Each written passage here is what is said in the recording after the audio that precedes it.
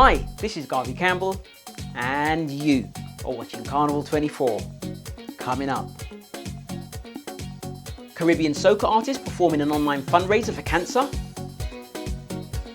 Keith Rowley cancels the 2021 Trinidad Carnival. Carnival in Brazil is cancelled for the first time in 100 years.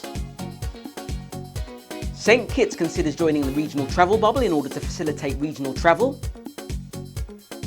Montserrat plans to implement a new tourism strategy. And finally, Mia Mottley plans to remove the Queen as head of state. Keep watching. We hope you enjoy this week's show. Make sure you like us on Facebook, follow us on Instagram and Twitter, and if you're watching this on Facebook and want to see our most recent stories today, then make sure that you subscribe to the Carnival 24 YouTube page, where we release these videos 2 weeks early, and click on the bell icon or use the link in the description to sign up to our mailing list to make sure you don't miss any of our shows in future. And also in this show, we'd like to draw your attention to an upcoming virtual Calypso Monarch competition. On the 31st of October, the Antigua and Barbuda Festivals Commission will be hosting their virtual Calypso Monarch competition as a part of their 2020 Independence celebrations. The competition will be staged in Antigua and Barbuda on Saturday and will have some of Antigua's most talented Calypso artists battling it out for the title.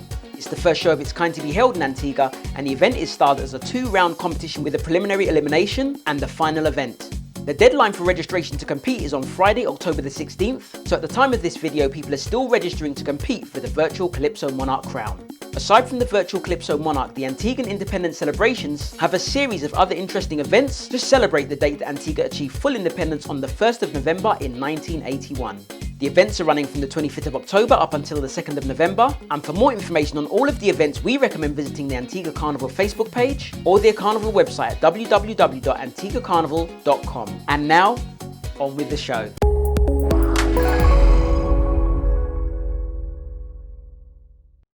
A fundraising walk for cancer research that happens each year in the Caribbean has taken their fundraiser online. After 8 years of successfully pulling off what's become the largest fundraising walk in Barbados, the 2020 edition of the Walk for the Cure was unable to take place due to social distancing practices in Barbados. The fundraiser is supported by First Caribbean Bank and held each year across the Caribbean, and also coincides with the Canadian Breast Cancer Foundation's CIBC Run for the Cure, which is sponsored by the bank's parent company, the Canadian Imperial Bank of Commerce. As a result, First Caribbean Bank, working with the Barbadian promoter 4D Entertainment, took the event online, bringing together popular regional performers and 2 DJs for 3 hours of entertainment on October the 4th. The show included Alison Hines, Skinny Fabulous, Mr. Killer, and more artists from across the Caribbean. Earlier this year, it was revealed that the event, which is hosted through an association between First Caribbean Bank and the Barbados Cancer Society's breast screening program, was being staged this year as a virtual Walk for the Cure and Concert of Hope. Acknowledging that the global pandemic had effectively made the usual model for the fundraiser impossible, Managing Director of First Caribbean Bank in Barbados, Donna Wellington, explained that what had not changed was the commitment to the cause of supporting cancer care and raising cancer awareness in Barbados and across the region. The event went ahead successfully with live performances, top DJs, and energetic workout sessions from a number of top fitness coaches, and the breast screening program of the Barbados Cancer Society also sold pink t-shirts to raise cancer awareness, encouraging viewers of the show to wear their shirts on National Pink Day, designated as Friday, October the 2nd. If you want to check out some of the live performances, the online program can still be viewed on Facebook at www.facebook.com/CIBCFCIB and checking their recent videos. In Trinidad, weeks after reports that Trinidad Carnival was going ahead, a recent announcement has sent waves through the global carnival community. During a recent spotlight at the Hyatt Regency Hotel in Port of Spain, the Prime Minister, Dr. Keith Rowley, all but declared that the 2021 annual carnival was cancelled during a forum on the annual budget of Trinidad and Tobago. Rowley said while Trinidad and Tobago remains in the throes of a pandemic, he saw no future for carnival in TNT in the months ahead. The next carnival was scheduled to take place on February the 15th and 16th in 2021. But Keith Rowley made his position clear, stating, "In 72 hours we will be in October, and if at this time in October we are still in the throes of a pandemic, it would be madness to be talking about Carnival in February. I see no future for Carnival in Trinidad and Tobago in the months ahead." A number of stakeholders, promoters and Carnival band leaders agreed with the Prime Minister that the health and safety of citizens is the #1 concern in staging Carnival, and also admitted that they all but expected the postponement or cancellation of the festival. The president of the Trinbago Unified Calypsonians organisation, Lutalo Masimba, also agreed that the health of citizens comes first, saying that the TUCO has already started putting systems in place for a virtual staging of Calypso History Month in October. Meanwhile, Ansel Dennis, Chief Secretary and Secretary of Tourism and Culture in Tobago, responded to the news saying that a separate Tobago Carnival might possibly be held. Ansel continues saying he wasn't surprised by the news as the country is at a sensitive stage in the fight against the pandemic, and that the Tobago House of Assembly will continue to advance the culture and the creative sector within the restrictions and realities of the current situation. He outlined his point saying, "As a matter of fact, that has already started. We're in the process of discussing the possibility of a Tobago Carnival, separate and apart from the National Carnival, and of course we'll continue to look at ways and means in which we could continue to have cultural shows and cultural events even while observing the restrictions and observing the realities of the times." In the past, the Carnival in Tobago has received criticism from Carnival stakeholders. However, the new direction has received support from the co-chairman of the Tobago Mass Band Leaders, Terence Sandiford, Celisha James, who is head of Trinidad's Tobago region, and chairman of the National Carnival Commission, Winston Gypsy Peters, who put the suggestion of a separate Tobago Carnival on the agenda earlier this year in a talk with the previous Chief Secretary, Kelvin Charles. After weeks of samba schools refusing to participate in the carnival, Rio Carnival has been officially cancelled. Rio de Janeiro has suspended its carnival parade for the first time in over a century, as cases of the virus continue to rise in Brazil and across the globe. The annual event, set to take place in mid-February, was suspended on Thursday night, and Rio's League of Samba Schools said that the global outbreak has made it impossible to safely hold the parade. In a recent interview, Luis Antonio Simas, a historian who specialises in Rio's carnival, said that Carnival is a party upon which many humble workers depend. The Samba Schools are community institutions and the parades are just one detail of that, and added that an entire cultural and productive chain was disrupted by the virus. This is the first time the parade has not been held since 1912, when it was cancelled due to the sudden passing of a foreign minister who had held their position for an extended period of time. Rio City Hall has yet to announce a decision regarding the street parties that also take place across the city during Carnival. In a statement to the Associated Press this month, the tourism promotion agency said that it's uncertain when large public events can resume until a vaccine is produced. Rio de Janeiro's 257,000 confirmed cases and over 18,000 deaths from the virus, and many have criticised President Jair Bolsonaro as being dismissive about the health crisis by encouraging people to ignore state governors who had previously ordered lockdowns and social distancing measures. As a result, Brazil currently has the third highest number of confirmed virus cases behind the United States and Russia. The cancellation of Carnival is projected to add further complications to loss of jobs and revenue generated by general tourism due to a projected loss of 2 million visitors and also a loss of 725 million in economic activity generated by the Carnival. Earlier this year, Donald Trump, who's recently tested positive for the virus, implemented travel bans from Brazil to the USA, and in July of this year, Bolsonaro also tested positive as a carrier of the virus, soon after playing down the risks of viral transmission. St. Kitts is currently considering joining a new agreement to facilitate regional travel within the Caribbean. In an effort to revive tourism within the Caribbean, on the 18th of September, the CARICOM heads of government agreed to institute a travel bubble among the CARICOM member states and associate member countries in the Caribbean. The main feature of the travel bubble is that travellers within the participating countries are not required to take COVID-19 tests or undergo a period of quarantine in order to travel to countries that are within the bubble. However, St. Kitts and Nevis have not yet agreed to an implementation date as its borders currently remain closed. The Chief Medical Officer in St. Kitts, Dr. Hazel Laws, said, "The heads of government of CARICOM, including our own Prime Minister, would have agreed in principle to a regional travel bubble. However, we must note that the Federation's borders remain closed, and so the implementation date as announced does not apply to the Federation." Recent months have seen many islands within the Caribbean closing, opening and reclosing their borders as governments wrestle with the loss of revenue that inevitably results from closing their borders with the health and safety of its citizens.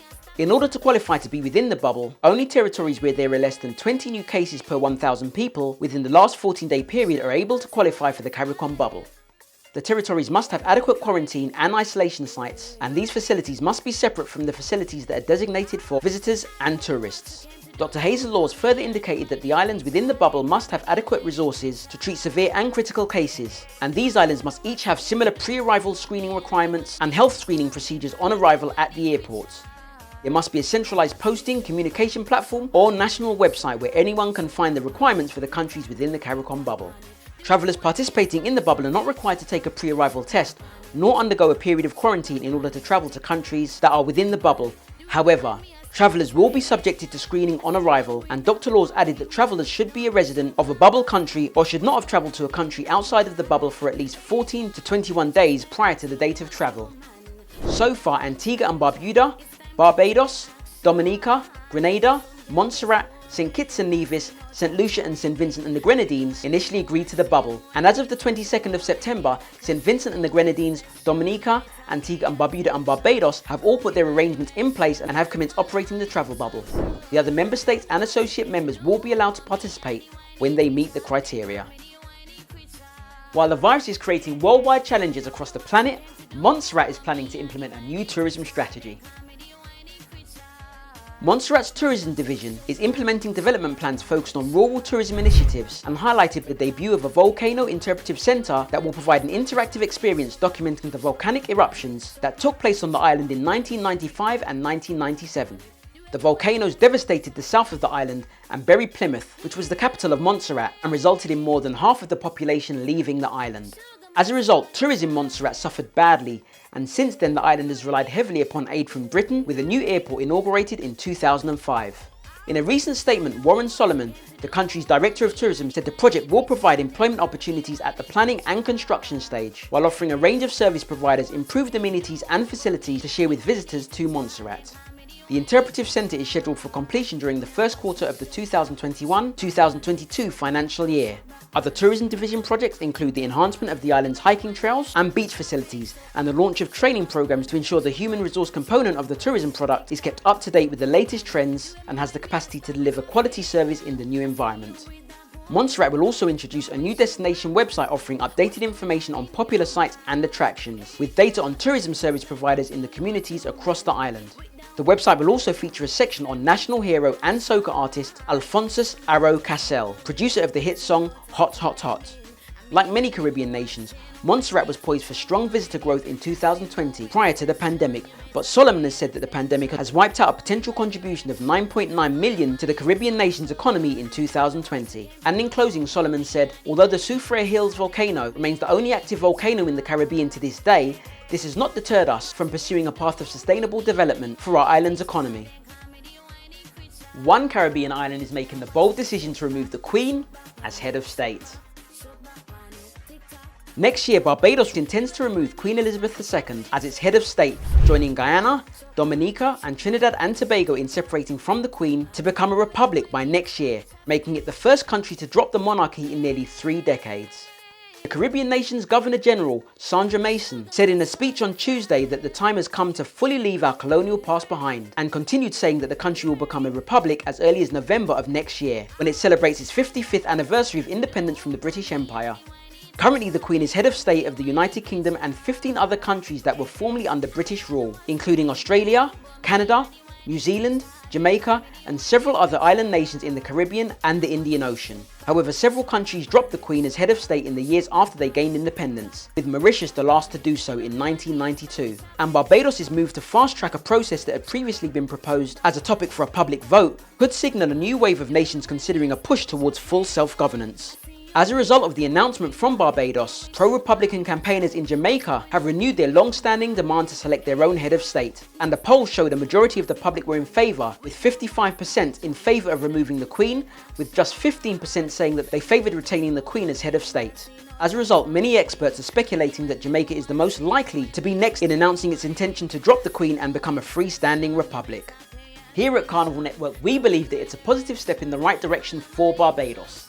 And the fact that quite a few other islands are in discussions about doing the same thing, we believe it will give the Caribbean the best chance of standing on its own 2 feet, so long as they're self-sufficient, have positive relationships with their neighbours, retain contact with their respective diasporas, and ensure that they value and protect their cultures and traditions, which brings us on to our next point of interest, relating to Antigua and Barbuda. In Antigua and Barbuda, Barbuda is currently seeking secession from Antigua. For those of you who don't know what secession is, secession occurs when a part of a state separates itself in order to form a new state or to join an existing neighbour state. Secession is not a new talking point in the Caribbean. In 1993, a case was made for Carriacou to separate from Grenada due to a lack of a visible return on their taxes paid to Grenada. And this was led by an American-trained lawyer named Anselm B. Clouden. And in Barbuda, they've protected their autonomy and freedom to govern themselves since the 1800s. However, after Hurricane Irma in 2017, Barbuda's drive to push for secession has grown due to permission granted by the Antiguan government to foreign companies, enabling those companies to build on Barbudan land without the permission of native Barbudans. This is in breach of the Barbudan Land Act and has led to a vote for the secession of Barbuda from Antigua. The Barbuda Land Act, which states that all people in Barbuda own the land collectively, was made in 2007 and evolved in response to attempts to force Barbudans to leave their island soon after emancipation in 1834. And as a result, Barbuda is the only island in the Caribbean that's communally owned and governed by a democratically elected council of members from the island. If you'd like to find out more about Barbuda and the current state of affairs, then you can go to barbudaful.net and contact them via their contact details on the website. So, those are our stories for this week, and this week's tune of the week is No Sleeping by Nkese P from Trinidad and Tobago. Nkese P is a singer and songwriter who developed a passion for music at a very young age. She gained her first experience performing abroad in Austria for an international festival, and later she further developed her voice while studying music and learned to play Trinidad's national instrument, the steel pan. She's also been a vocalist in several bands, performing in China and the UK, where she recorded her debut EP entitled Multidimensional. At present, Nkese P is a solo recording artist based in Trinidad, and her music is best described as blending elements of soca, dancehall and island pop. So, we really love this tune and we know you'll too. This is Garvey Campbell, and you have been watching Carnival 24. We'll see you next time. Give thanks that you wake up, even on the worst of days. Yo, this is Nkese P, and you are tuned into the Carnival Network for everything related to soca and carnival. Also, be sure to check out my new singles, Heads Up High and No Sleeping by me, Nkese P, on all available music streaming platforms. Peace out, guys. Bye.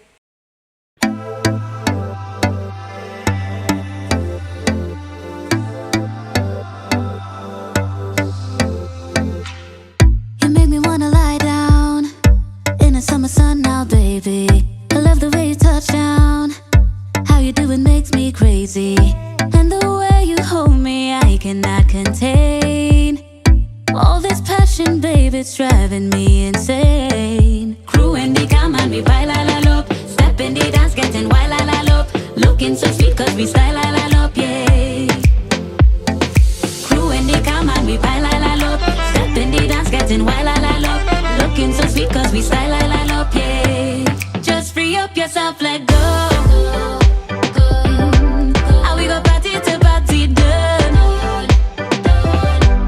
Come hug up your friend and vibe. Take a wine, bust a lime. Drink up half a time. Open up, feel the love. Cause it's a summer feeling. And we not do no sleeping. Cause it's a summer feeling. And we not do no sleeping. Come here, baby, won't you vibe with me? Feeling special, don't you agree? If you really wanna roll with me, then we let it be. Relax, oh, chill like in the Caribbean Sea. Crew in the cam and we pile la la up. Step in the dance, getting wild la la up. Looking so sweet cause we style la la up, yeah. Crew in the cam and we pile la la up. Step in the dance, getting wild la la up. Looking so sweet cause we style la la up, yeah. Just free up yourself, let go. And we go party to party done. Come hug up your friend and vibe. Take a wine, bust a lime. Drink up half a time. Open up, feel the love. Cause it's a summer feeling.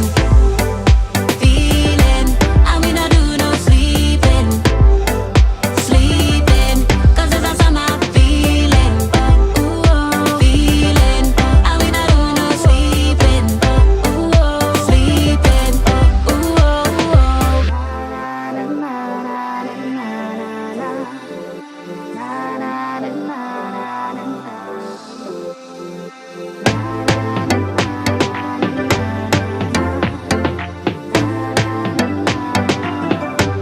Just free up yourself, let go.